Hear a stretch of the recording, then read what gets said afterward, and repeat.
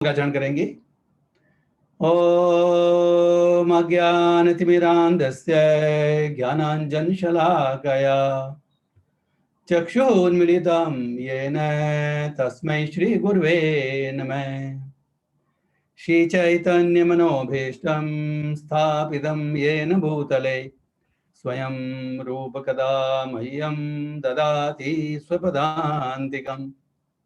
वन्देऽहं श्रीगुरो श्रीयुतकमलं श्रीगुरून् वैष्णवांश्च श्रीरूपं साग्रजातं सहगणा रघुनाथान्वितं तं सजीवं साद्वैतं सावधूतं परिजनासहितं श्रीकृष्ण चैतन्य देवं श्री राधा कृष्ण पादान सह गणललिता श्री विशाखान्वितांश्च हे कृष्णा करुणा सिंधो दीनबंधो जगत्पते गोपेश गोपिका कांत राधा कांत नमोस्तुते।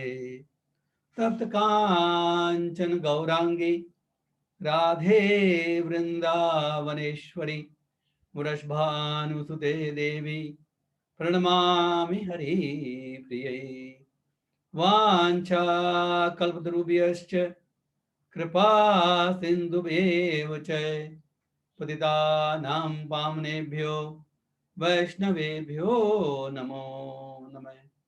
जय श्री कृष्णा चैतन्य प्रभो नित्यानंद श्री अद्वैत गदाधरा श्रीवासादि गौर भक्त वृंद।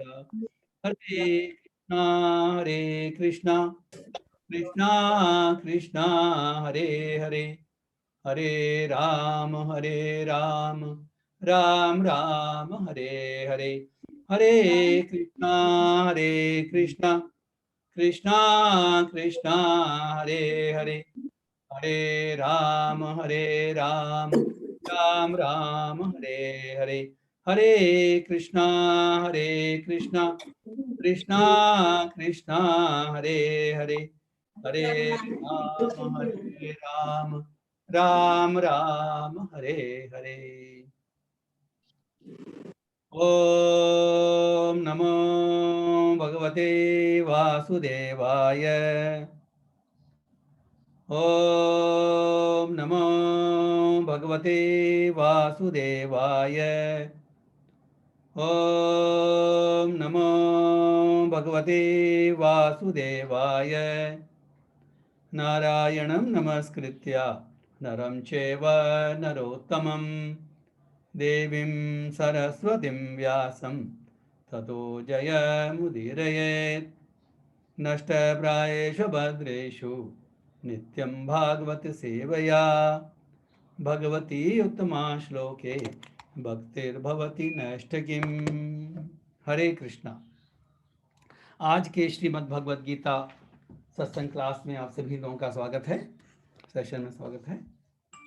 जैसा कि हम लोग सब जानते हैं, आज का जो टॉपिक हम पिछले बार जहाँ पर हमने कंक्लूड किया था उसका आगे शुरू करेंगे। तो हम अभी कर रहे हैं चैप्टर श्रीमद् भगवद गीता अध्याय 2 चैप्टर 2 श्लोक नंबर एक्चुअली 49 से हमने शुरू किया था पिछली बार, थोड़ा पोर्शन बच गया था, वो करेंगे 49 एंड देन 50, 51, 52, 53, ये 4-5 श्लोक रहेंगे। इसके मुख्य पॉइंट्स हम देखेंगे और इसके जो मुख्य पॉइंट्स जो हमने आज के टॉपिक में लिखे हैं, कृपण व्यक्ति के लक्षण। कृपण कौन होता है, वास्तव में कंजूस कौन होता है, आध्यात्मिक दृष्टि से कंजूस कौन व्यक्ति होता है।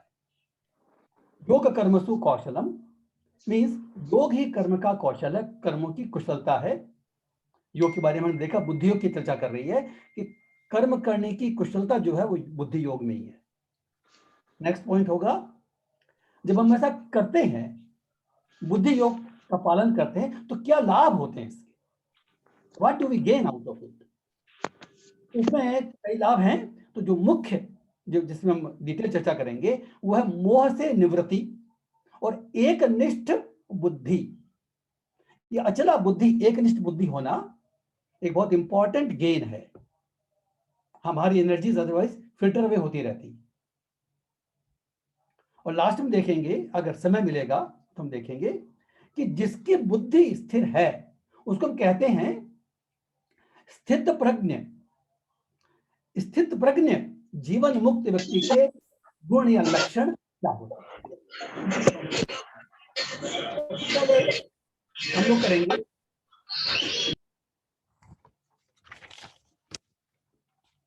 2.49 में हमने देखा था कि भक्ति योग में, बुद्धि योग में हम बेसिकली जो कर्म करते हैं वो सकाम कर्म नहीं करते हैं।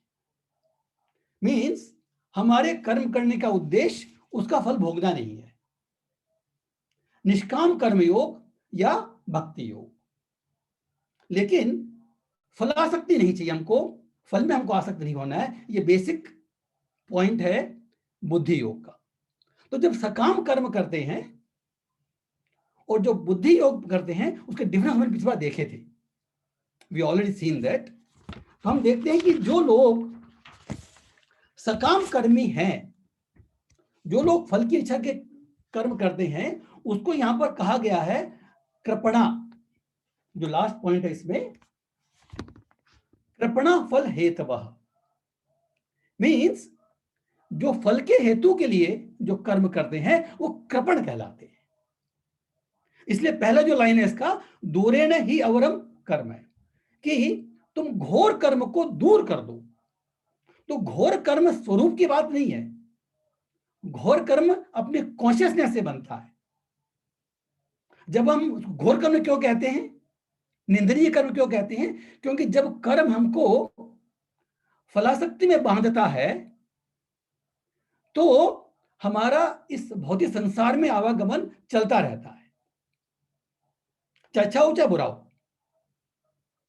तो इस तरह का जो कर्म है उसको कहा जाता है निंदनीय, गर्हित।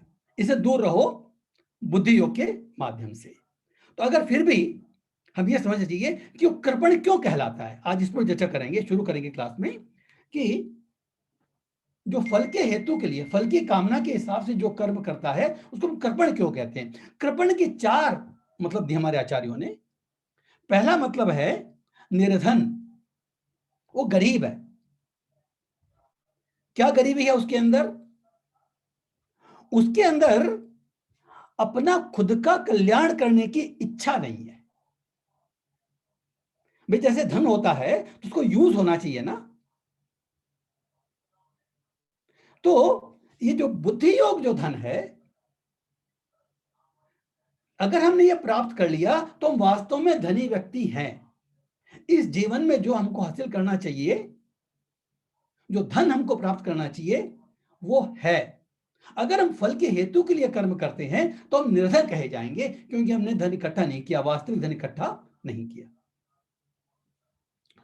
दूसरा इसका अर्थ दिया आचार्यों ने अभागा, अनफॉर्चुनेट। ऐसा क्यों बोलते हैं? क्योंकि वे भगवान के प्रेम को प्राप्त नहीं कर सकते। हमारे मनुष्य जीवन का परम लक्ष्य जो कहा जाता है वो हमारे सबके, हर जीव के हृदय में भगवान के प्रति प्रेम ऑलरेडी एग्जिस्ट करता है। अगर हम इसको जागृत करने का प्रयास नहीं करते हैं तो हम अभागे हैं, क्योंकि हमको ये मनुष्य शरीर मिला और हमने इसका यूज नहीं किया। और तीसरा इसमें जो आंसर दिया हमारे आचार्यों ने, वो कहते हैं सत्य असत्य विवेक शून्य।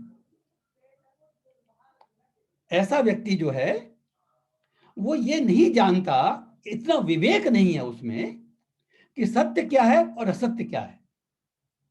और एग्जाम्पल देते हैं हमारे आचार्य लोग कि जो भगवान से विमुख होकर इस संसार में सुख भोगना चाहता है वो उस हरिण के समान है, डियर, जो रेगिस्तान में पानी देखकर उसके पीछे दौड़ रहा है। हम सबको मालूम है जब तेज गर्मी होती है तो रेगिस्तान में मृगमरीचिका कहा जाता है। हमको दूर जगह पर उस रेगिस्तान में पानी दिखाई देगा, पानी होगा नहीं, because of the reflection of sunlight. तो उसके पीछे हरिन दौड़ रहा है, वो दिख रहा है उसको, उसको प्यास लगी है, प्यास बुझाना है, उसके पानी दौड़ रहा है। जैसे वो दौड़ता है वो आगे भागता जाता है। तो हमारे आचार्य लोग कहते हैं कि इस भौतिक संसार में सुख की खोज करना, ये जो सुख हमको इंद्रिय सुख के रूप में जो सुख मिलता है, वो वास्तव में कैटेगरी में दुख का ही, दुख योनि में ही आता है। इसका भी एक श्लोक दिया भगवान ने भगवत गीता में, ये ही संस्पर्जा भोगा दुख योनेव एवते, कि इंद्रियों के स्पर्श से हमको जो सुख मिलता है, इस भौतिक संसार में जो सुख मिलता है, हमारी इंद्रियों के स्पर्श से मिलता है। करेक्ट? इनके संसर्ग से, इनके स्पर्श से जो सुख मिलता है, दुख योनेव एवते, वो दुख की कैटेगरी में कहे जाते हैं। आद्यंतवंत कौन्तेय, क्योंकि इनका आदि है और इनका अंत है, ये शाश्वत नहीं है। आदि और अंत न तेषु मते बुध है, इसलिए बुद्धिमान पुरुष, बुद्धिमान व्यक्ति इसमें रमण नहीं करते। तो अगर हम इस संसार में सुख की खोज करते हैं तो हम उस हिरन के समान हैं जो रेगिस्तान में पानी की खोज के पीछे भाग रहा है। इसलिए तो कहा जाता है सत्य असत्य विवेक शून्य। और चौथा जो एग्जाम्पल जो आचार्य ने मतलब दिया है वो वही है जो हम समझते हैं कंजूस। कंजूस व्यक्ति का लक्षण क्या होता है? हम क्या देखते हैं कि वो बहुत धनी है, धन है उसके पास, लेकिन वो यूज नहीं करता है, खुद के भोग के लिए भी यूज नहीं करता, वो दूसरों को भी नहीं देता, तिजोरी में बंद करके रखा, कंजूस कहा जाता है उसको। तो हमारे पास भी ये संपत्ति है। कौन संपत्ति है? मनुष्य जीवन। इस मनुष्य जीवन का उपयोग हमने नहीं किया अपने खुद के कल्याण के लिए। खुद के कल्याण के लिए मीन्स भगवान के प्रति प्रेम प्राप्त करने के लिए। तो हमने ये हीरा जैसा जन्म व्यर्थ ही गंवा दिया। इस तरह से गीता में जब कहते हैं कि कृपणा फल हेतवः, जब हम फल की इच्छा के कारण, फल की इच्छा के सहित कर्म करते हैं तो हमको कृपण कहा जाता है इन सब अर्थों के अनुसार। अब हम नेक्स्ट देखते हैं। अभी जो नेक्स्ट तीन चार जो श्लोक हैं उसमें बुद्धि योग के विशेष लाभ बताए जा रहे हैं, लक्षण बताए जा रहे हैं कि बुद्धि योग करने से क्या बेनिफिट्स हैं, किस तरह से बेनिफिट होता है। तो श्लोक नंबर 51 पढ़ेंगे अभी। कर्मजम बुद्धि युक्ता ही फलम त्यक्त्वा मनीषिणः जन्म बंध विनिर्मुक्ता पदम गच्छन्ति अनामयम्। कर्मजम बुद्धि युक्ता ही फलम त्यक्त्वा मनीषिणः जन्म बंध विनिर्मुक्ता पदम गच्छन्ति अनामयम्। हरे कृष्णा। इस तरह भगवत भक्ति में लगे रहकर बड़े बड़े ऋषि मुनि और भक्तगण अपने आप को इस भौतिक संसार में कर्म के फलों से मुक्त कर लेते हैं। तो जो पहला जो बेनिफिट हमको दिखाई दे रहा है बुद्धि योग में वो है शुभ अशुभ कर्म के फलों से मुक्ति। शुभ कर्म के फलों से मुक्ति भी उतनी जरूरी है जितनी अशुभ कर्मों के फलों से मुक्ति जरूरी है। हमारे आचार्य लोग कहते हैं एक सोने की जंजीर है और एक लोहे की जंजीर है, लेकिन दोनों जंजीर है, दोनों बंधन है, कर्म बंधन। शुभ कर्म का भी बंधन मिलता है हमको और अशुभ कर्म का भी बंधन मिलता है। जब बुद्धि योग के माध्यम से हम वही कर्म जो हम कर रहे हैं, कर्म का स्वरूप चेंज नहीं होता है, केवल जो विकर्म कहे जाते हैं, जो निषिद्ध कर्म कहे जाते हैं, उनका त्याग करते हैं। बाकी हम जो साधारण कर्म करते हैं अपने जीवनचर्या में, उन्हीं कर्मों को जब बुद्धि योग के माध्यम से भगवान की भक्ति के लिए या निष्काम कर्मियों के माध्यम से किया जाता है, तो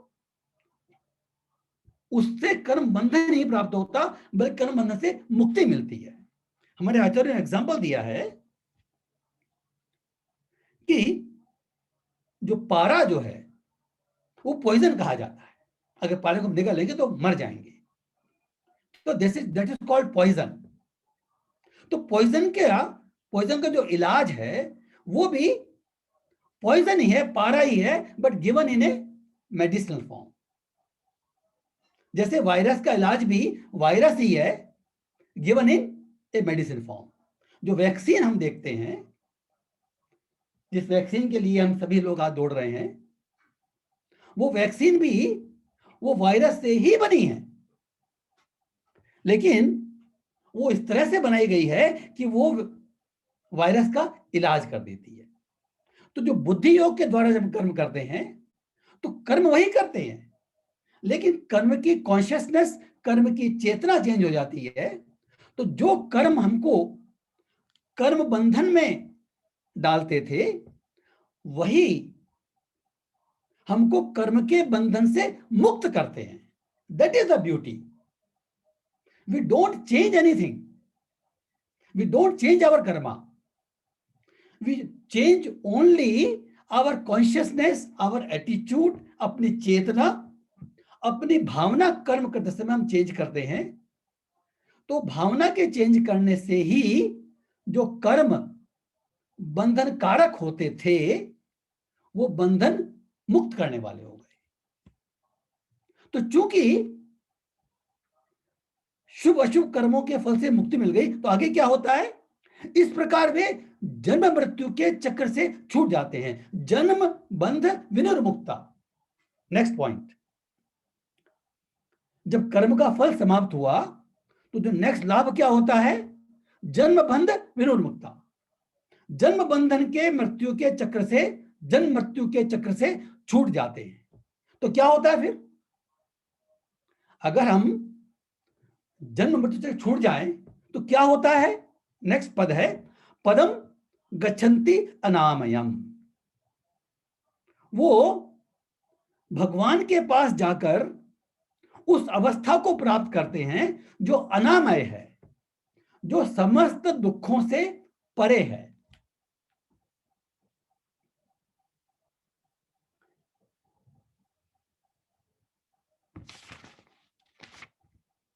इसलिए हमने इसके पहले श्लोक में देखा कि योग कर्मसु कौशलम, ये देखा हमने ऑलरेडी कि जब कर्म हम योग के माध्यम से करते हैं, बुद्धि योग के माध्यम से करते हैं, तो वही कर्मों की कुशलता है। कुशलता क्यों है?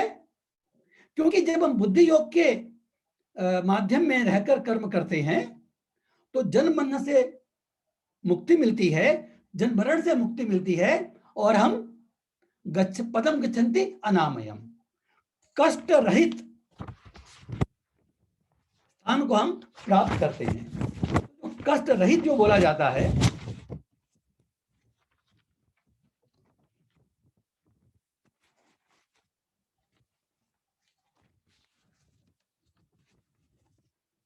में क्या होता है? देखिए,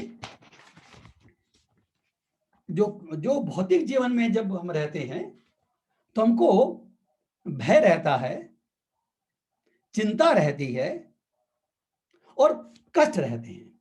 ये कष्ट जो है, तीन तरह के कष्ट कहा जाते हैं, आदि आत्मिक, आदि भौतिक, आदि दैविक कष्ट रहते हैं। तो जो आध्यात्मिक जगत है उसमें तीनों तरह के कष्ट नहीं है, और उसमें आदमी निर्भीक, या डर एक जो चीज है, ये हम प्रैक्टिकल भी देख रहे हैं, इस भौतिक जीवन का एक जो सबसे ज्यादा प्रचलित जो लक्षण है वो डर है। लेकिन जब हम भगवान की शरण में चले जाते हैं तो हमारे मन से हम वो डर निकल जाता है। देखिए, इसमें दो एग्जाम्पल दिए जाते हैं।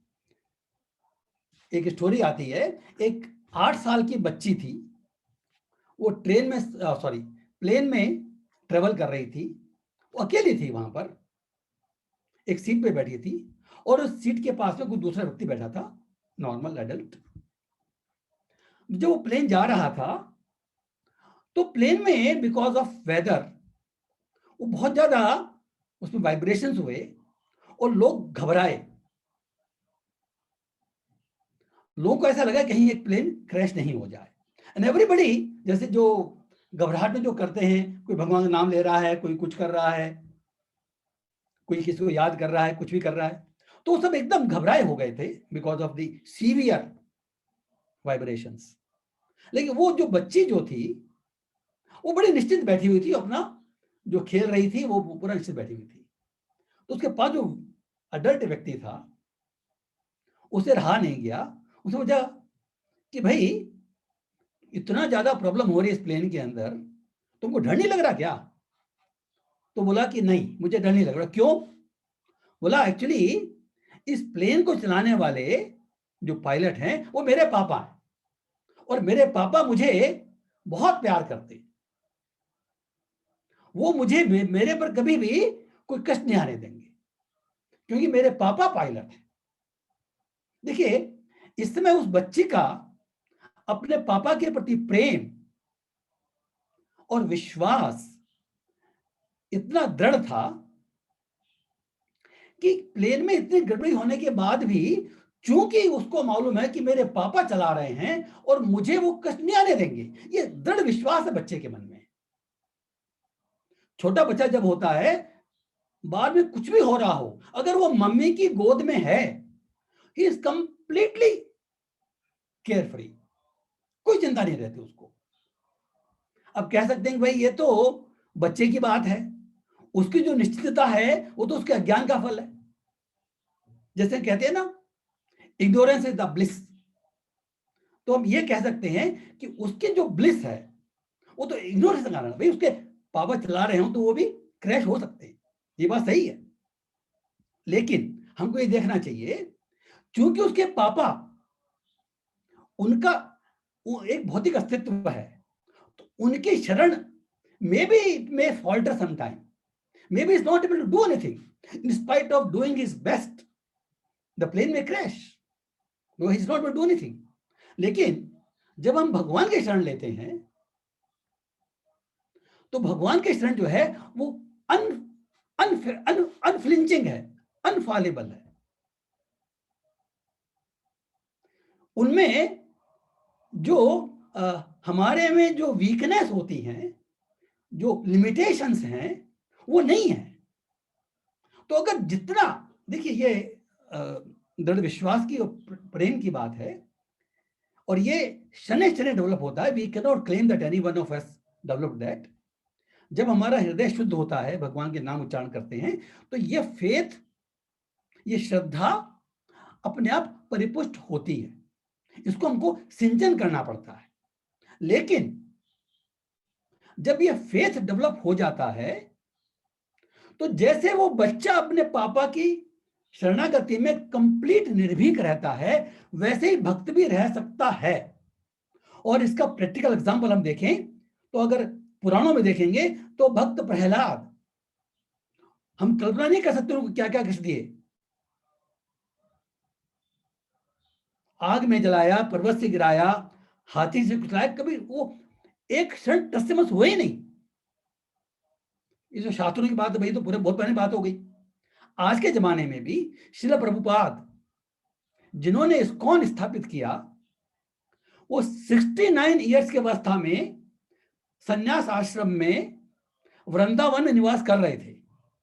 उनको कोई प्रॉब्लम नहीं थी, भगवान कृष्ण की शरण में थे, उनको कुछ भी करने की आवश्यकता नहीं थी, उनको अपने जीवन का लक्ष्य मिल चुका था।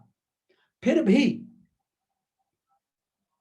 उनके मन में अपने गुरु के वचनों को पूरा करने की, गुरु की इच्छा को पूरा करने की दृढ़ निश्चय था।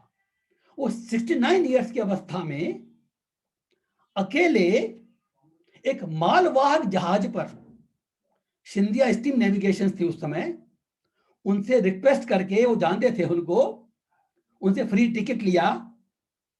उन पर कपड़े भी नहीं थे। तो जब सिंधिया माता ने देखा कि आप जा रहे हैं वहां पर, कपड़े तो है ही नहीं। उन्होंने 2-3 जोड़ी गर्म कपड़ों की बनवा दी, कुछ आलू रखे, कुछ चावल रखे और चल दिए। श्रीमद् भागवतम उन्होंने लिखा था उस समय, एक फर्स्ट कैंटो, उसकी कुछ किताबें, श्रीमद् भगवद गीता, दैट्स इट। ये लेके चल दिए वो अकेले, समुद्री रास्ते से, मालवाहक जहाज में। Was scared? कोई उनका अता पता नहीं है। यूएसए में जब उतरेंगे वो, तो लेफ्ट जाना राइट जाना कोई पता नहीं हमको, ही डजंट नो एनीथिंग। और वो उनके लिए लैंड जो है कंप्लीटली अनजान है। और कहां पर उन्होंने वहां जाकर के जो हिप्पी लोग हैं उनको कन्वर्ट किया सबसे पहले। तो चूंकि उनकी शरणागति इतनी दृढ़ थी, उन्होंने कह दिया था वहां जब पहुंचे, तो जब वहां कहा जाते कह दिया कि भैया भगवान मैं तो तुम्हारे हाथ कठपुतली हूं। उन्होंने कविता रचना की थी, I can not tell that kavita now. उन्होंने कविता लिखी थी उस समय बंगाली में। उन्होंने कहा कि भगवान आप मुझे यहाँ लेके आए हैं, आपकी इच्छा से मैं यहाँ हूं, मैं कठपुतले समान हूं, आपकी इच्छा होगी वैसे मैं नाचूंगा, अगर आप चाहेंगे तो आपका संदेश इन लोगों तक पहुंचेगा, और आप नहीं चाहेंगे तो मेरा जो भी होगा मुझे मंजूर है। And alone he did everything. Within next 10 years he introduced Krishna consciousness throughout the world. 108 temples he made. और ऐसा कहा जाता है कभी कभी तो किसी भक्त केवल वो आज्ञा देते थे, वो एम्पावर्ड सोल्स होती हैं। इंग्लैंड में भेजा उन्होंने, एक अमेरिकन दंपत्ति थे, 2.5 लोग थे, हस्बैंड वाइफ और उनका बच्चा, छोटा बच्चा, एकदम छोटा बच्चा गोद में। उनको भेजा यूके में जाकर के मंदिर बनाओ, एंड दे एस्टैब्लिश टेंपल। 2.5 व्यक्ति। This is called the power of shraddha. तो ऐसी श्रद्धा डेवलप हो जाती है। तो ये जो हमको कपोल कल्पित बातें लगती है वो प्रैक्टिकल देख सकते हैं इस जीवन में।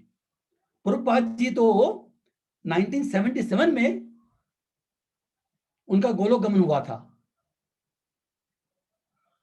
Hardly may be 50, less than 50 years, 43 years in fact.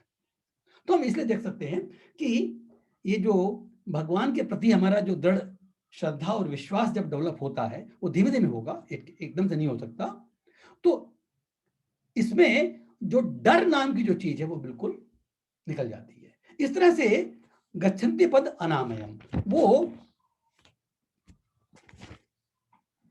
अनामय पद बात करते हैं। तो हमने देखा 51 श्लोक में, 52 में भी बहुत इंपॉर्टेंट पॉइंट है, हम देखेंगे वो। ये हमने देखा अभी जन्म बंधन से, कर्म बंधन से मुक्ति, जन्म मृत्यु के चक्र से मुक्ति। अभी इसमें मोह की बात हो रही है। देखिए मोह जो है ना, थोड़ा समझना डिफिकल्ट है, हम समझेंगे आज की सेशन में। यदा ते मोह कलिलम बुद्धिर्वती तरिष्यति तदा गंतासि निर्वेदम श्रोतव्य श्रुतश्च च। जब तुम्हारी बुद्धि मोह रूपी सघन वन को पार कर जाएगी तो तुम सुने हुए तथा सुनने योग्य सबके प्रति अन्य मनस्क हो जाओगे। अन्य मनस्क, नॉट इंटरेस्टेड। पहले हम इसका मोह की चर्चा करते हैं। देखिए जो अर्जुन था ना, he was already very great soul. उसमें काम क्रोध लोभ नहीं था। हमारे जो शत्रु कहे जाते हैं, काम क्रोध लोभ मोह मद मात्सर्य। तो जनरली इस बुद्ध संसार में हमारे समय में ये हम में ये दोष है, कम बेसी ये सब ये दोष है। काम क्रोध लोभ तो हम प्रैक्टिकली देख सकते हैं। अगर हम कुछ की इच्छा हो रही है, क्रोध आ रहा है, लोभ हो रहा है, तो हम देख सकते हैं और उससे बच भी सकते हैं, because we almost know it. वो शत्रु पहचान लेते हैं। अगर कोई पूरा ही मोहित है, भाई कोई देखता ही नहीं इधर उधर, कुछ भी ज्ञान नहीं है, तो बात अलग है। थोड़ा सा भी बुद्धि है उसमें, तो अगर उसमें थोड़ा काम क्रोध दो बाहर आए तो मालूम पड़ जाएगा। And if he is careful he can protect himself. लेकिन मोह एक ऐसी चीज है जो बहुत डिफिकल्ट है कवर करना, आई मीन ओवरकम करना। इसलिए काम क्रोध लोभ को तो अग्नि के समान कहा गया है। इसमें अग्नि जलता है। जैसे किसी व्यक्ति को इच्छा है, वो पूरी नहीं होती है, तो उसको पूरी करने के लिए वो चिंतामग्न रहता है, बहुत अधिक मेहनत करता है।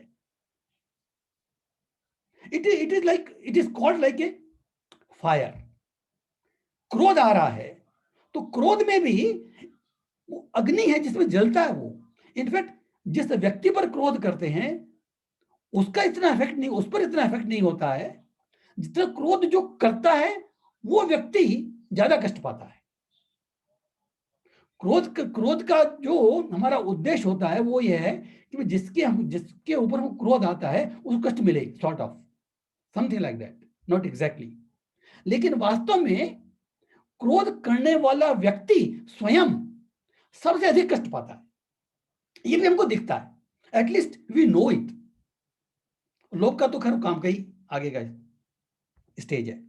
लेकिन मोह में क्या होता है, ये एक अज्ञान का स्वरूप है जिसमें हम सही को गलत और गलत को सही समझ लेते हैं एंड वी गेट कन्विंस्ड। इसलिए इसको सघन वन, ये जैसे वन की उपमा दी। सघन वन किसको कहते हैं? सघन वन में से एक ऐसा वन है जिसके पेड़ बहुत बड़े बड़े हैं और काफी घने हैं। सघन दूर दूर नहीं है, वो इतने घने हैं कि सूर्य की रोशनी तो है ऊपर, लेकिन उस वन के अंदर नहीं आ रही। he cannot see anything because of darkness. The sun is there. बस वो ऐसे सघन वन में है कि वहां की रोशनी आती नहीं है, उस सन का उसको बेनिफिट मिलता ही नहीं है। he doesn't know direction, he doesn't know where to go, he doesn't know what there in front of him, in back of him, side of him. तो ये जो मोह जो है, ये इसको सघन वन कहा जाता है। इसमें बुद्धि अंधकार में होती है। देखिए अर्जुन जो है उसमें काम क्रोध लोभ का तो लेश मात्र भी नहीं था। वो तो कह रहा था भगवान को कि मुझे राज नहीं चाहिए, कौरव लेने दीजिए, मैं तो वन में जाकर के भिक्षा मांग के खा लूंगा। He doesn't need any, भोग की प्रवृत्ति थी नहीं उसकी, लेकिन मोह था। इस मोह के कारण उसने चैप्टर 1 में 25-30 श्लोक बोले हैं और वो हमेशा जो बात सही थी, जो कर्तव्य था, जो पाप था, उसको पुण्य समझ रहा था, और जो पुण्य है उसको पाप समझ रहा है। तो ये मोह के नाश करने के लिए जब हम इस बुद्धि योग का पालन करते हैं तो जैसे ही हमारे मोह का नाश होता है वैसे ही, जैसे बोलते हैं लाइट मिल जाती है। ये कैसे होता है? ये how do we achieve this? इसमें देखिए कहा गया है ये कि हमारा जो संसार में जो हमने सुख समझ रखा है उसके प्रति मोह है। अभी अर्जुन को जो मोह था अपने जो उसके रिश्तेदार थे, स्वजन थे, जिनको समझ रहा था, उनके प्रति मोह था। और उसको ऐसा लग रहा था कि युद्ध करने से उनका भी कल्याण नहीं है और मेरा भी, मतलब उनको भी कष्ट पहुंचेगा और मुझे भी कष्ट पहुंचेगा, मुझे पाप लगेगा, उनका मृत्यु होगी। लेकिन जब भगवान ने उसको प्रॉपर गाइडेंस दी, जो हमने ऑलरेडी देखा, सबसे पहले उन्होंने जो शरीर और आत्मा का जो ज्ञान दिया, उससे जो हमारी रियल सिचुएशन है, उन्होंने ये कहा कि भैया तुम, मैं और बाकी सब लोग ये पहले भी थे अभी भी हैं और बाद में भी रहेंगे, कहीं जाने वाले नहीं हैं। हमारा जो एग्जिस्टेंस है वो शाश्वत है। तो इस शरीर के नाश होने का चिंता मत करो, चिंता ठीक करनी चाहिए जब जिस कारण हमको मनुष्य शरीर मिला है उस लक्ष्य को प्राप्त नहीं कर पाएंगे तो वो शोचनीय है। तो उन्होंने अर्जुन को, वो काले काले छोटे अंधकार में था, इस अंधकार के कारण उसको अपना कर्तव्य दिखाई नहीं दे रहा था, तो ज्ञान के माध्यम से, देखिए जैसे अज्ञान को अंधकार कहा जाता है वैसे ज्ञान को प्रकाश कहा जाता है। तो जैसे प्रकाश जब डेवलप होता है तो अंधकार अपने आप भाग जाता है। We don't have to do anything extra, कुछ एक्स्ट्रा करने की जरूरत नहीं पड़ती हमको।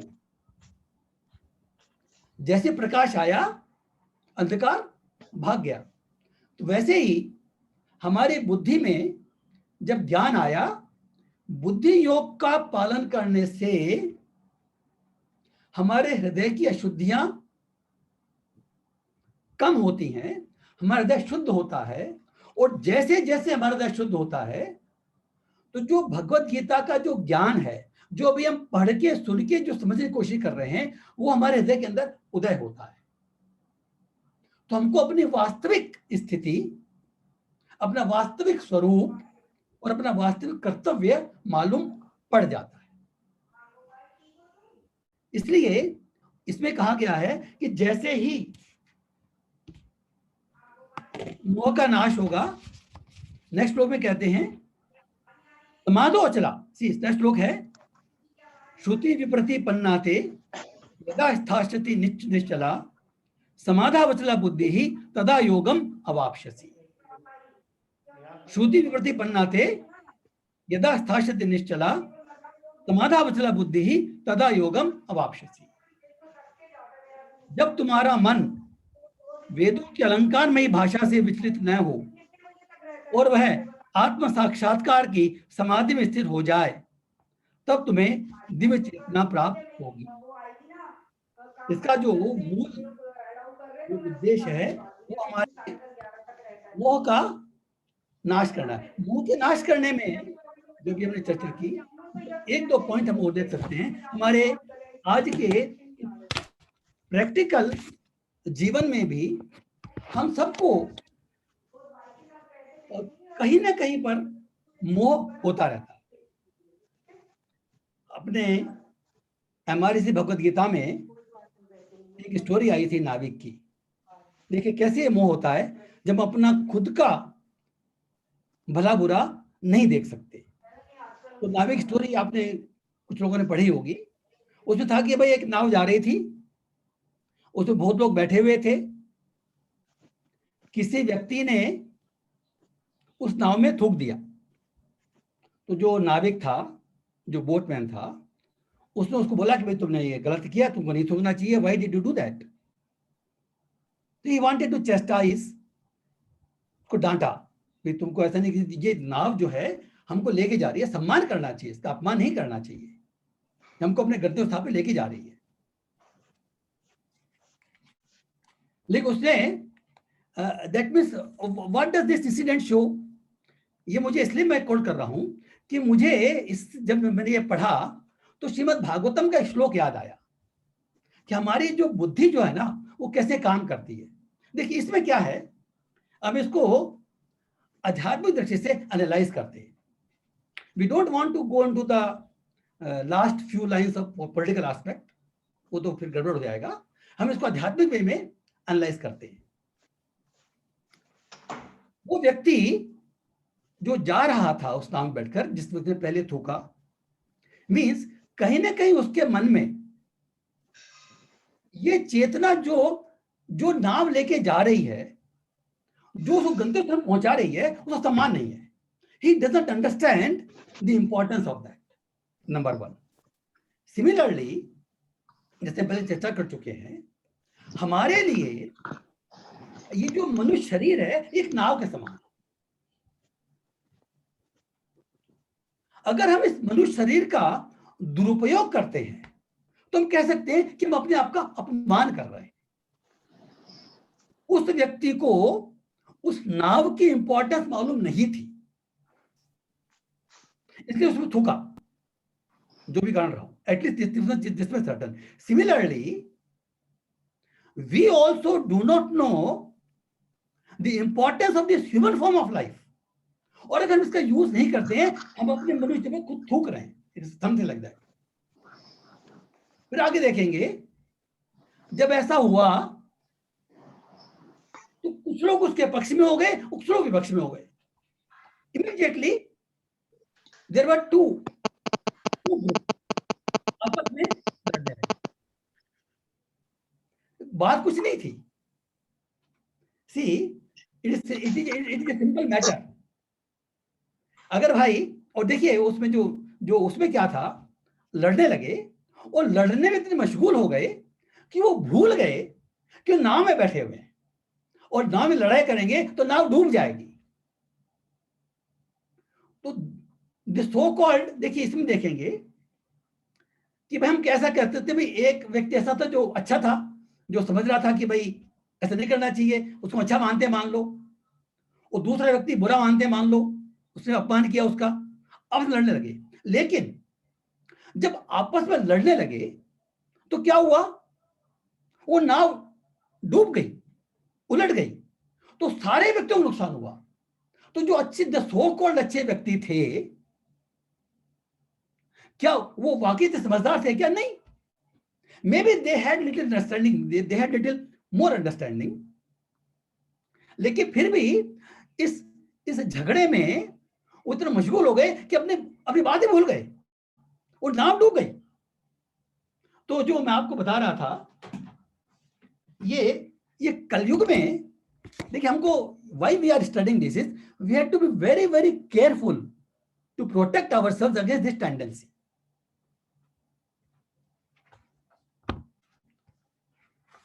ये एक्चुअली श्रीमद् भागवतम के कैंटो 1 के फर्स्ट चैप्टर में श्लोक आता है, ये 10वां श्लोक है। इसमें क्या है कि कुछ मुनि इकट्ठे हुए थे, वो जिज्ञासा कर रहे हैं सूत गोस्वामी से। हमारे जितने पुराण है ना, सब सूत गोस्वामी लिखे हैं।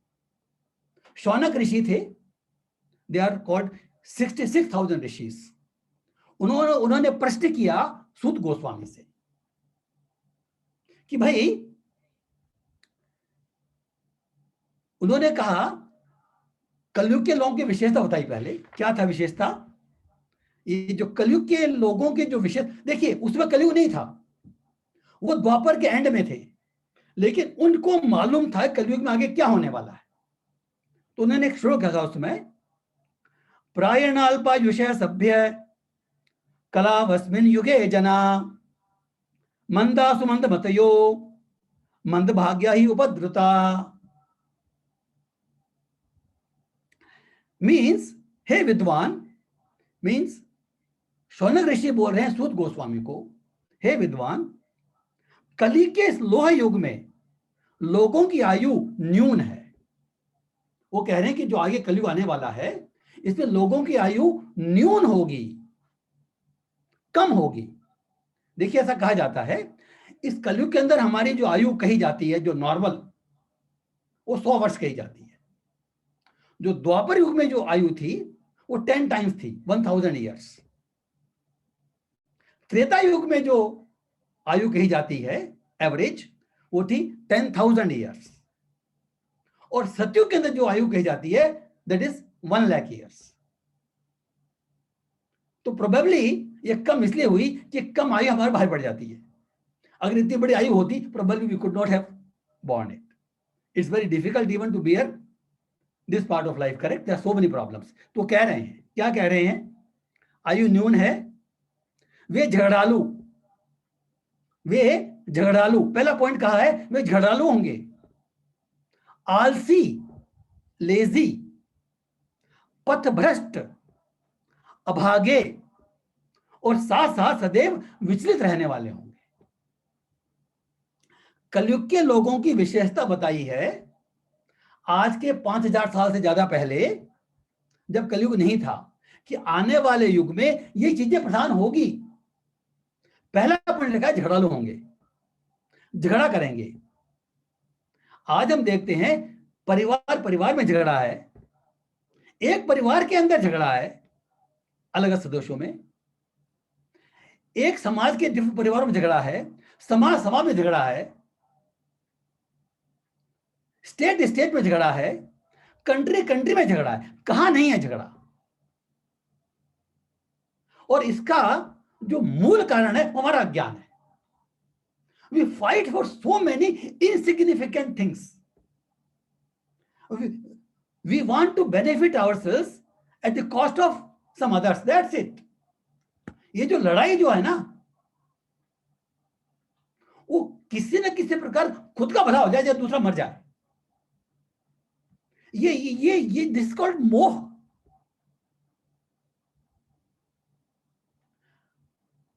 तो ये जो झगड़ालू जो प्रवृत्ति है, it is basically because of अज्ञान। इसी अज्ञान के कारण काम क्रोध लोभ मोह मद आते। अगर हमारे में इग्नोरेंस नहीं रहेगी, इसीलिए भगवत गीता का ज्ञान प्राप्त करना, सीखने कोशिश करना, इस पे अमल करना, ये इस युग की सबसे बड़ी रिक्वायरमेंट है। आलसी, सेकंड पॉइंट कहा गया है, वो होंगे आलसी, लेजी। हम देखते हैं भाई लोग तो बहुत मेहनत करते हैं, दिन रात मेहनत करते हैं। तो यहां पर जो आलसी कहा जाता है, वो आलसी कह रहे हैं अपने आध्यात्मिक जीवन की उन्नति करने के लिए वो आलसी होंगे। 99% लोगों को अगर हम कहेंगे कि भाई हमको सत्संग अटेंड करना चाहिए, सुबह उठ के भगवान की पूजा करनी चाहिए, थोड़ा बहुत कुछ नाम लेना चाहिए, 99% लोग अधिकतर इसके वो जानते भी होंगे तो इसके प्रति उनका रुचि नहीं होगी। देखिए, खुद की रुचि होना बहुत जरूरी है। इनफैक्ट जरूरी क्या है, इसके बिना कुछ हो ही नहीं सकता। ये फ्री विल हमको भगवान ने दी है। भगवान ने पूरी भगवत गीता का उपदेश देने के बाद भी अर्जुन को यह नहीं कहा कि तुम युद्ध करो। बीच बीच में बहुत बार कहा युद्ध करना चाहिए, युद्ध करना चाहिए, युद्ध करना चाहिए। लेकिन जब पूरी गीता दे दी, फिर कहा कि भाई मैंने तुम जो ज्ञान दे दिया, तुम इसमें विचार करो, मनन करो, विश्लेषण करो, और फिर जो इच्छा हो वो करो। यथेच्छसि तदा करो। क्योंकि कोई भी आदमी अपनी इच्छा के विरुद्ध काम नहीं कर सकता, ये तो तय बात है। तो अपने खुद की इच्छा अगर अपने कल्याण करने की नहीं होगी तो कोई दूसरा पैदा नहीं कर सकता। हाँ, ये बात अलग है कि जो जैसे जब शुद्ध भक्त कोई होता है, ऐसा लोग कहते हैं कि पुराने जमाने में कोई शुद्ध भक्त अगर हमारे द्वार पर आके हम दर्शन भी कर लेते हैं उसके, या थोड़ी सेवा कर देते हैं, तो हमारी बुद्धि शुद्ध हो जाती है उससे। वैसे शुद्ध भक्त मिलना बहुत मुश्किल है भाई आज का। We can not get that shuddh bhakt. हमको अपने बुद्धि का सहारा लेना पड़ेगा, बुद्धि योग का सहारा लेना पड़ेगा। ये कृपा किसी किसी को मिल सकती है, लेकिन इस पर डिपेंड नहीं कर सकते हम। We have to make endeavour, we have develop that ruchi, we develop that ichchha. तो आलसी, पथ भ्रष्ट। पथ भ्रष्ट मीन्स जिस मार्ग पे चलना चाहिए उस मार्ग में नहीं चल रहे हम लोग। अभागे, ऑलरेडी हमने डिस्कस किया, वाई वी आर अनफॉर्चुनेट। सदैव विचलित रहने वाले, और इतना सब कुछ मेहनत करने के बाद भी ऑलवेज विचलित, ऑलवेज वरीड। वो कहते हैं ना कि जो सुख है ना, वो तो कभी कभी बीच में, ये जो संसार की डिजाइन कुछ इस तरह की है कि इस दुखों के सागर बीच में कभी कभी थोड़ा थोड़ा सुख मिल जाता है, बस। इसलिए भगवान कहते हैं ये कोई नई बात नहीं कही जा रही है, ये हम नहीं करे, आप नहीं, कोई नहीं करा। ये संसार भगवान कहते हैं दुखालयम अशाश्वतम। जैसे विद्यालय में विद्या मिलती है, वैसे ही इस संसार में दुखी मिलेगा भाई। ये दुखालयम है, इसका नाम ही भगवान ने दुखालयम रखा है। दुखालयम अशाश्वतम, हम देखेंगे आगे चल के गीता में। तो ये जो इस मोह के कारण ही जो चीज हमारी हितकारी है उसको हम हितकारी समझ लेते हैं, जो हमारे बेनिफिट है उसको हम अपना, जो हमारा मित्र है उसको शत्रु मत समझ लेते हैं, और जो शत्रु है वो मित्र समझ लेते हैं। यही मोह है। सो आई थॉट कि ये जो हम देख रहे हैं कि इस तरह जो प्रवृत्ति जो है कि भी इस जग में हम देखते हैं कि कोई व्यक्ति अगर गलत काम कर रहा है तो उसके बचाव के लिए भी हजारों लोग इकट्ठे हो जाएंगे। That means what? इसलिए हमको इस हमारी बुद्धि का मोह का नाश करने के लिए ये जो भगवत गीता का जो मार्ग बताया जाता है उसका पालन करना अति आवश्यक है। तो इसमें जो नेक्स्ट श्लोक हम देखेंगे कि जब, देखिए इसमें कहा जाता है कि जैसे ही हमारा मोह का नाश हो जाता है वैसे ही हमारी बुद्धि निश्चल हो जाती है। समाधा वचला बुद्धि तथा योगम अवाप्स्यसि। ये जो एकनिष्ठ बुद्धि जो है, ये हमने पहले चर्चा की थी, पहले एक श्लोक था व्यवसायत्मिका बुद्धि, उसमें चर्चा की थी। ये एकनिष्ठ बुद्धि का मतलब क्या है? देखिए भाई, इस समय हमारा मन तो अशुद्ध है। मन में कभी कभी, देखिए अब कितना भी सुने भगवत गीता, कितना पालन कोशिश करें, कभी कभी हमारा मन तो डोलेगा। इसमें क्यों डोलता है आगे जाके भगवत हम देखेंगे, लेकिन मुख्य बात यह है कि जब हम विषयों का संग करते हैं, उनका ध्यान करते हैं, तो मन तो डोलता है। तो मन को कंट्रोल करना तो इस समय जब तक हमारा मन शुद्ध नहीं होता तो मुश्किल होता है। लेकिन इस ज्ञान के माध्यम से हम बुद्धि को एकनिष्ठ रख सकते हैं। तो जैसे पहले भी एग्जांपल दिया था, जैसे मान लो कोई बिजनेसमैन है, उसने कोई नया बिजनेस शुरू किया है, तो उसकी बुद्धि जब तक उस व्यवसाय में एकनिष्ठ नहीं होगी तो व्यवसाय में भी सफलता प्राप्त नहीं कर सकता। उसको वही एक्शन करना पड़ेगा 24 घंटे जो उसके व्यवसाय के लिए बेनिफिशियल है। He has to study, he has to get knowledge, he has to get association, he has to get help, he has to engage people, take the resources, जो भी है उसकी एकनिष्ठ बुद्धि चाहिए इस बिजनेस में सफल होने के लिए। तो अगर हम गीता का ज्ञान प्राप्त करके हमारी बुद्धि इस बुद्धि योग में एकनिष्ठ हो जाती है, दैट इज कॉल्ड समाधि।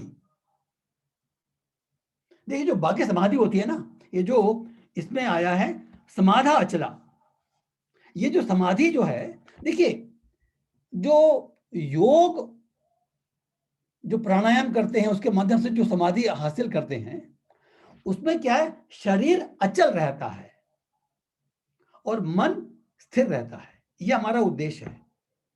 लेकिन शरीर का अचल रखना एक प्राकृतिक अवस्था नहीं है, it is not a natural thing. Particular कलयुग के जमाने में तो ऐसा हम कर ही नहीं सकते। तो जिस समाधि को हम समझते हैं नॉर्मल भाषा में, वो समाधि क्या कहते हैं कि भाई आदमी जहां बैठा है वहां ध्यान कर रहा है, हिल नहीं रहा, डुल नहीं रहा, कुछ खा नहीं रहा, पी नहीं रहा, सो नहीं रहा, वो समाधि आज के जमाने में प्रैक्टिकल नहीं है। यहां पर समाधि की बात भी नहीं कर रहे हैं। भगवान जो बात कर रहे हैं वो एक निष्ठा बुद्धि, हम सारा कार्य कर रहे हैं, खा भी रहे हैं, पी भी रहे हैं, सो भी रहे हैं, अपना नॉर्मल कर्म भी कर रहे हैं, लेकिन हमारी बुद्धि एक निष्ठ है बुद्धि योग में स्थित रहने के लिए। भगवान की भक्ति करने में हमारी बुद्धि एक निष्ठ है। तो इस एक निष्ठा बुद्धि ये तभी हो सकती है जब हमारे मन का मोह, जो भी हम चर्चा की, जिसको हम जैसा समझते हैं, जो हमारे लिए श्रेयस्कर है, उसको हम समझते हैं, उसको इंपॉर्टेंस देते हैं। देखिए कई बार क्या होता है कि हम सत्संग में जाते हैं, सुनते हैं, प्रेरणा मिलती है, हम चलने की कोशिश भी करते हैं, लेकिन समझ चल नहीं पाते। उसको हम कहते हैं हृदय दौर्बल्यम। जो अर्जुन ने इसी चैप्टर के 7 श्लोक में जब भगवत शरणागति ली थी, तो उसने कहा था कि मेरा हृदय दौर्बल्यम में है। भगवान कहते हैं त्यक्त्वा शुद्ध हृदय दौर्बल्यम। ये हमारी हृदय की दुर्बलता है। क्यों? क्योंकि जो निश्चय हमने किया है, हम उसी पर स्थिर नहीं रह पाते। अरे भाई, ये सोचना चाहिए हमको, अगर हमने किसी चीज का निश्चय किया है कि मुझे ऐसा करना है, तो वो सोच समझ के किया है, उस पर स्थिर रहना जरूरी है। तो कम से कम अगर इतनी बात बैठ जाती है कि चाहे कुछ भी हो जाए, मुझे ये तो करना ही है, एक निष्ठा बुद्धि, तो हमारी प्रोग्रेस योग के अंदर निश्चित है। हम आज के जमाने में इसी को समाधि की अवस्था मान सकते हैं। हम सब कुछ कर रहे हैं, अचल नहीं बैठे हैं, सारा कार्य कर रहे हैं, लेकिन हमारी बुद्धि एकनिष्ठ है। और बुद्धि जब एकनिष्ठ होगी, तो ये जो लक्षण जो कहा जाता है, ये कहते हैं स्थित प्रज्ञ। तो इसके लक्षण बताए भगवान ने आगे बहुत सारे श्लोकों में बताए हैं, हम शॉर्ट में कवर करेंगे नेक्स्ट सेशंस में। तो आज के सेशन का अगर हम अपने जीवन में उपयोग करना चाहते हैं, तो इतना जरूर कर सकते हैं कि हमारे जीवन का लक्ष्य प्राप्त करने के लिए हमारी बुद्धि एकनिष्ठ रहे। हम कभी कभी तो भटक भी जाए तो कोई प्रॉब्लम नहीं है। अगेन देखिए, बुद्धि मन से ऊपर है। बुद्धि का स्थान हमारे इस मनुष्य संरचना में मन से ऊपर दिया गया है। तो बुद्धि अगर हमारी सही रहेगी तो मन को भी हम कंट्रोल कर सकते हैं। अगर कोई गलत इच्छा आती है हमारे मन में, गलत कामना आती है, वो भी हम दूर कर सकते हैं अगर हमारी बुद्धि एकनिष्ठ है। तो एकनिष्ठ बुद्धि होकर के जो हमको भगवान की भक्ति के, जब हमारा मन शुद्ध नहीं है, तो हमारा हो सकता है भगवान का नाम लेने की, पूजा करने की, गीता पढ़ने की, सुनने की इच्छा नहीं हो रही है, लेकिन हमको ये करना है, ये एकनिष्ठ बुद्धि होनी चाहिए। हमको भगवान नाम लेना है, हरे कृष्ण कृष्ण कृष्ण हरे हरे, हरे राम राम राम हरे हरे, ये नाम लेना है। देखिए भगवान की भक्ति के बहुत सारे साधन हैं, लेकिन कम से कम जो सर्व सुलभ, सब जगह पर उपलब्ध, कोई इसमें पैराफिना नहीं चाहिए, केवल मनुष्य शरीर चाहिए, कुछ नहीं चाहिए बस। तो अगर हम इतना निश्चय कर सकें कि डेली हमको भगवान का नाम लेना है, तो हमारी एक बुद्धि हो जाएगी। तो बाकी सारी चीजें हमारी जो प्रोग्रेस है वो अपने आप हो जाएगी। We can start with 1 round, Hare Krishna Krishna Krishna Hare Hare, Hare Rama Rama Rama Hare Hare. तो ये जो माला होती है, इसमें 108 मणि होते हैं। जब एक बार हम करते हैं पूरा, तो 108 मंत्र जप करते हैं। अगर हम लोग जप नहीं कर रहे हैं में से कोई, तो कम से कम मेरी रिक्वेस्ट है, विनती है, आप सबसे हाथ जोड़े प्रार्थना है कि अपने के भले के लिए कम से कम एक माला नित्य जपें। और अगर जप कर रहे हैं ऑलरेडी, तो कृपा करके इसको बढ़ाएं। आज का दिन अक्षय तृतीया का दिन, देखिए इस बार कृष्ण 2 बार आई है। हरे कृष्णा के हिसाब से हम लोग जो उदय के समय जो तिथि होती है वो मानते हैं, आज अक्षय तृतीया है। तो आज के दिन अगर हम कोई काम शुरू करते हैं, कोई अच्छा काम करते हैं, उसका फल अक्षय रहता है। हमने व्हाट्सएप में से देखे भी होंगे आज दिन क्या क्या हुआ था, लेकिन मुख्य बात यह है कि आज के दिन हम अच्छा काम करेंगे तो उसका फल अक्षय रहेगा। अगर हम आज के दिन माला शुरू कर देते हैं तो माला हमारी अक्षय रहेगी। तो अगर माला नहीं कर रहे हैं तो माला शुरू करें, सबसे करबद्ध विनती है। और अगर माला कर रहे हैं तो संख्या बढ़ाएं, एक अगर कर रहे हैं तो 2 करें, 2 करें तो 4 करें, क्योंकि इसमें, इस भगवान के नाम में ही हमारा आज का बुद्धि योग स्थित है। हम ये कह सकते हैं, हमारे मन की जो इच्छा, हम कह रहे थे कि भी फल की इच्छा नहीं रखनी चाहिए, अरे भाई फल की इच्छा रहेगी, मन शुद्ध नहीं होगा, मन शुद्ध होगा तो अपने आप नहीं रहेगी। तो भक्ति योग के माध्यम से इस फल की इच्छा की भी मुक्ति प्राप्त कर सकते हैं, नॉट इमीडिएटली बट शनै शनै। इसीलिए बार बार, पर्टिकुलरली बिकॉज आज ये, क्योंकि आज ये अक्षय तृतीया का दिन है, तो सबसे कर्मठ अगेन प्रार्थना करता हूं कि सब लोगों को जप करना चाहिए, और ये हमारी एकनिष्ठ बुद्धि की शुरुआत है।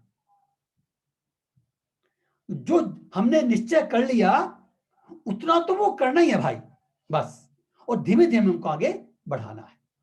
हरे कृष्ण कृष्ण कृष्ण हरे हरे, हरे राम राम राम हरे हरे। अगर किसी भक्त का कोई प्रश्न है, कोई डाउट है या कोई कमेंट है तो जरूर करें, अदरवाइज विल कंक्लूड हियर, क्योंकि अभी 9 बज गए हैं। तो last 15 minutes we do question answer, कुछ भी पॉइंट है बात कर सकते हैं, otherwise will conclude again next Saturday will meet. Hare Krishna. किसी भक्त का कोई डाउट है तो please definitely ask, this session is open for everybody now. Hare Krishna. Unmute all है,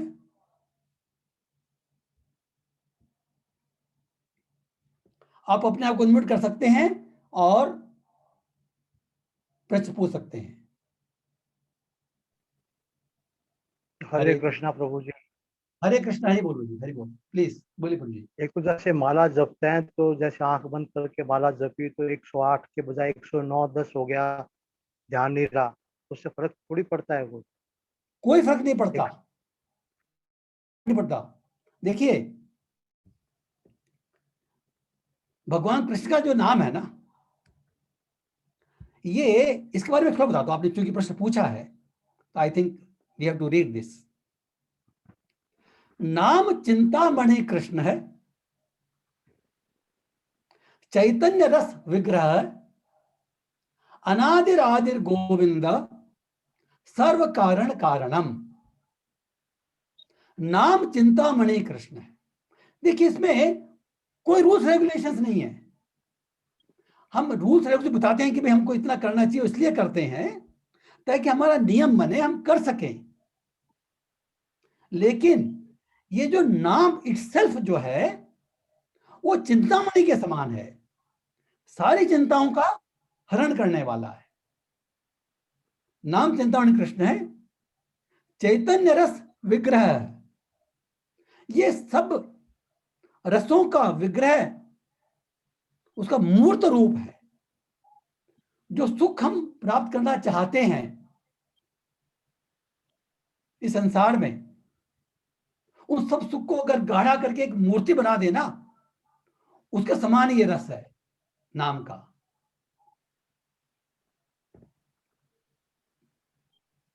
नाम चिंतामणि कृष्ण है,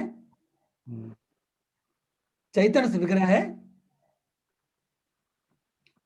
नेक्स्ट क्या आता है इसमें, I am just getting out of mind, but I can say, हाँ, पूर्ण शुद्धो नित्य मुक्तो अभिन्नत्वम नाम नामिनो।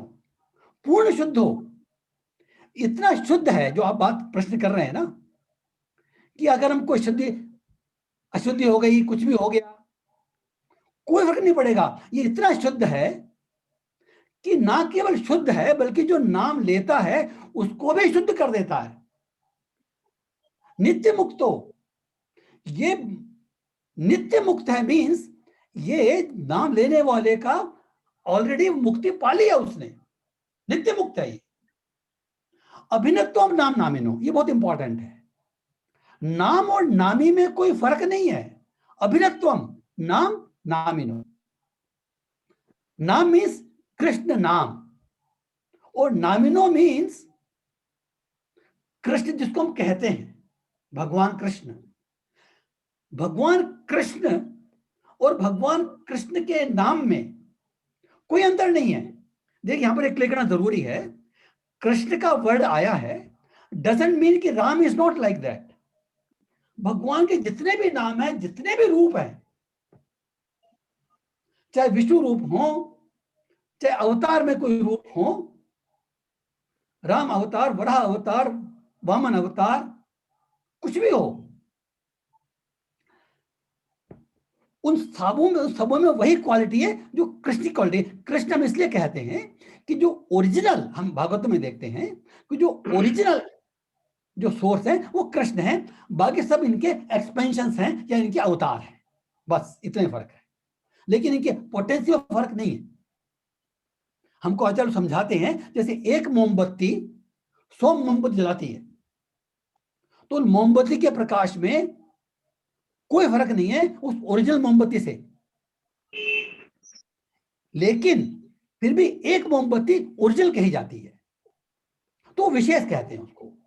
तो जो कृष्ण है वो हम कह सकते हैं कि ओरिजिन है of all other expansions, all other avataras, that's it. उनकी पोटेंसी में कोई फर्क नहीं है, उनके प्रकाश में कोई फर्क नहीं है, उनकी उनके इनकी शक्ति में कोई फर्क नहीं है। तो ये हमको समझने की आवश्यकता है। तो Krishna means including Krishna and all other paraphernalia. तो पूर्ण शुद्धो नित्य मुक्तो अभिनतोम नाम नामिनो, कृष्ण के नाम की शरण लेते हैं वो वैसे ही है जैसे हमने नाम की कृष्ण की शरण ली। इसीलिए तुलसीदास जी ने राम नाम के ऊपर भी चर्चा करने के लिए बाल कांड में 9 पेज लिखे हैं। राम नाम की महिमा राम से भी ज्यादा बताई है, क्योंकि राम जो है किसी किसी को सुलभ होंगे, लेकिन राम नाम जो है वो हर किसी को सुलभ है, इसलिए नाम की महिमा ज्यादा है। तो हमारे आचार्य लोग कहते हैं कि जब हम नाम जप कर रहे हैं तो मीन्स हम भगवान की, साक्षात भगवान की पूजा कर रहे हैं, कोई फर्क नहीं है। और क्योंकि वो आध्यात्मिक जगत का है ये नाम, ये भगवान का नाम कृष्ण राम, ये बुद्ध जगत के नहीं है, ये आध्यात्मिक जगत के हैं, इसलिए हमेशा शुद्ध रहेंगे। हमारे आचार्य लोग कहते हैं कि टॉयलेट में भी हम ले सकते हैं नाम, what talk of anything else, even in toilet we can take भगवान का नाम, क्योंकि ये मंत्र नहीं है, ये नाम है, ये महामंत्र है। ये इसमें कभी गलती नहीं हो सकती, कभी अशुद्धि नहीं हो सकती, कभी प्रॉब्लम नहीं हो सकती, ये हमको शुद्ध कर देगा। हरे कृष्णा। तो किसी भी तरह से कोई भी इसमें दोष हो ही नहीं सकता। मन भटकता हो तो भी, है नाम लेते हुए मन भटक रहा है, नाम तो लेते भी। हुए मन भटक रहा है तो भी। यस, देखिए उसमें ऐसा होता है, इसमें 2 बातें देखने की है। जैसे एक चौकीदार होता है ना, गार्ड, हमने अपने कॉलोनी में या हमारे घर के लिए कोई गार्ड नियुक्त किया है। अब गार्ड रात को जाग रहा है, उसको जो तनख्वाह मिलती है उस जागने की मिलती है ना। अगर वो जब जाग रहा है तो अपने परिवार का ध्यान कर रहा है, तो हम थोड़ी बोलते उस पर ध्यान मत कर। We can think of his family, but he do his duty. समझाते हैं। देखिए इसका मतलब ध्यान नहीं रखे। देखिए 2 बातें मैं ये कहना चाहता हूं कि भगवान के नाम लेने की ही पावर इतनी है कि अगर हमारा ध्यान नहीं भी हो तो भी अपना काम करेगा, तो भी अपना काम करेगा, हमारे मन की शुद्धि नष्ट करेगा। लेकिन जब हम ध्यानपूर्वक लेते हैं, जब हम उसको एंडेवर करते हैं, तो उसकी पोटेंसी कई गुना बढ़ जाती है। तो रिकमेंडेड ये है कि हम एक जगह बैठ करके ध्यान पूर्वक सुन। इसलिए आचार्य कहते हैं कि जो आप बोले ना, थोड़ा जोर से बोले और उसको सुने। अगर हम श्रवण करेंगे और कीर्तन करेंगे, जैसे हरे कृष्ण कृष्ण कृष्ण हरे हरे, हरे राम राम राम हरे हरे, थोड़ा जोर से बोले, इतना जोर से बोले कि आपको सुनाई पड़े, तो आपका कीर्तन भी चल रहा है और आपका श्रवण भी चल रहा है, और ये एक क्लोज लूप बन जाता है। हम तो इंजीनियर्स हैं, जो बहुत सारे लोग यहाँ पर इंजीनियर्स हैं ना, तो it becomes a close loop. तो जब क्लोज लूप बन जाता है, जब नाम को हम सुनते हैं लेने के साथ में, तो ध्यान भटकने की जो स्थिति है वो कम होगी। इतना जरूर है कि हमारी, Feedback system होगा। जैसे जैसे हमारा मन शुद्ध होगा, ये नाम काम करेगा, ये नाम काम करेगा हमारे मन को शुद्ध करने का। जैसे जैसे मन शुद्ध होगा, वैसे वैसे हमारा ध्यान लगेगा। हो सकता है, आपने भी एक्सपीरियंस किया होगा, शुरू शुरू में मन ज्यादा भटक सकता है, कोई घबराने की बात नहीं है। हमारे आचार्य लोग कहते हैं, जैसे एक गंदी बाल्टी है, उसके नीचे कचरा भरा हुआ है, जब हम पानी डालते हैं तो कचरा पहले तो छुपा हुआ था, ऊपर आ गया वो, अरे वो ये क्या हुआ, शुद्ध पानी डाला, गंदा पानी हो गया। जब हम नाम लेते हैं ना, कई बार ऐसे ऐसे विचार हमारे मन में आते हैं जो कई सपने में भी नहीं थे पहले। अरे भाई वो कहां से आ गए, मैंने तो कभी सोचा भी नहीं है। ये ऐसा इसलिए होता है कि कचरा निकलने के पहले वो ऊपर उठता है। जैसे उस बाल्टी में जब पानी डालेंगे, नया पानी डालेंगे, तो कचरा ऊपर आएगा, पानी गंदा दिखेगा। लेकिन आप पानी चलाते रहो चलाते रहो चलाते रहो, तो क्या होगा, गंदा पानी निकल जाएगा और साफ पानी भर जाएगा। इसलिए कहा जाता है, जो जप करने की बात कहते हैं, 1 किलो 2 किलो 4, क्यों कहते हैं हम, कि जब नाम डालते रहेंगे डालते रहेंगे डालते रहेंगे, तो गंदगी ऊपर आएगी। पहले हमको लगेगा कि हम ज्यादा विचलित हो रहे हैं, ये ज्यादा गलत विचार आ रहे हैं, दूसरे, अब घबराने की जरूरत नहीं है, ये सबके साथ में होता है। जो हमारे मन का मैल छुपा हुआ है वो बाहर आता है, हमको दिखता है, वो पहले दिख नहीं रहा था बस। लेकिन अगर हम ये अपनी साधना बराबर रखते हैं, एक निष्ठ बुद्धि रखते हैं, तो उस नाम के प्रभाव से धीमे धीमे गंदगी बाहर जाएगी और फिर वो मन शुद्ध होगा ही, इसमें कोई शक नहीं है। तो मन भटक रहा है तो भी नाम लेना जरूरी है। इस मन को नहीं भटकाने का जो दवाई है वो भी नाम ही है, ये बात है। हरे कृष्ण गुरु जी। हरे Krishna. anyone else, anything else?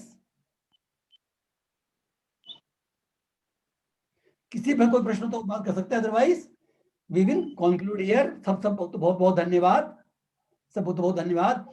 आप लोग अपना समय दे करके